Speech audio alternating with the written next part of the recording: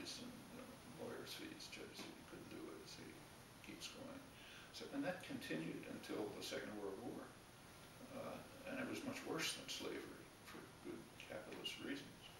A slave owner owns the slave and treats it like capital, and you got to keep it alive and function. If you can just pick up your slaves from the prisons, you don't care about it. That's why slave owners argue that they were more humane than industrialists, because they owned their capital. Industrialists just rented it, so they didn't care for it. And that's pretty much what happened from 1876 to the Second World War.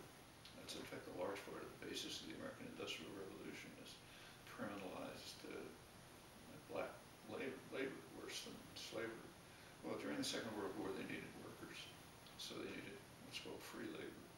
And then there was a period of economic growth after the Second World War, so a black man could become an auto worker and move into sort of decent living. But then, since the neoliberal period came, like mid-70s, that was pretty much over. One part of the state corporate neoliberal policies is to undermine production, either ship abroad or just turn it into finance or something, which is why GM is closing factories and so on, and to shift the society towards a financialized economy. So by now, probably a third of GDP is just finance. In 1970, it was maybe 3%. Well, in Goldman Sachs, there wasn't any room for skilled labor. So you had this huge superfluous population which had barely escaped from slavery, and you got to put them back into slavery. It's where you get this huge incarceration rate, way beyond Europe by now, and unrelated to crime. So the black, the same is true in education, any other statistic you look at. So it's kind of a history of something like slavery from the beginning, with very few breaks. That's the other original sin, still very much alive, but not recognized. And it's interesting to see the interpretation of the Obama phenomenon, which is important. It's not insignificant. Forgetting his policies. Having a black family in the White House is significant. On the other hand, it almost has no effect on the black population. Maybe it gives them a sense of encouragement or something, but in terms of actual circumstance, it has no effect. It's not going to affect the prison rate.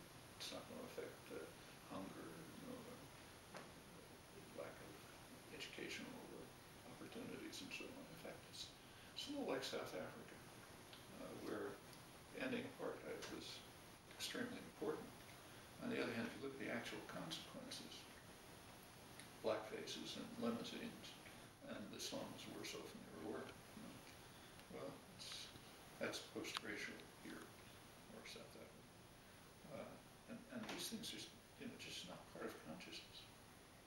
There's a lot more like that. And sometimes what goes on in the legal system is kind of surreal. So take right at this moment, in Congress, the two political parties, which are not very different, but the two political parties are each one is trying to show that it is more savage than the other in denying health care to undocumented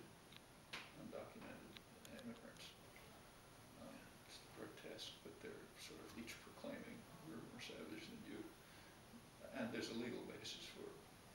Under American law, undocumented aliens are not persons. So if you take a look at the 14th Amendment, and it says no person can be deprived of rights, the courts decided that doesn't hold of undocumented immigrants. They're not persons under the law. Okay, takes care of that. At the very same time, the Supreme Court is debating a petition which, in effect, and which they'll accept, I'm sure. In fact, it says that corporations can buy elections directly instead of indirectly, the way they do now, but more directly. And there's a basis in law for that too, because under Anglo-American law, maybe German law, I don't know, but under least corporations are persons. So they have the rights of persons, in fact, rights that go way beyond persons of flesh and blood given in the trade agreements and so on. So on the one hand, we have to safeguard the rights of corporate entities because they're persons. On the other hand, we have to deny health care to undocumented aliens on whom a lot of the economy rests because they're not persons.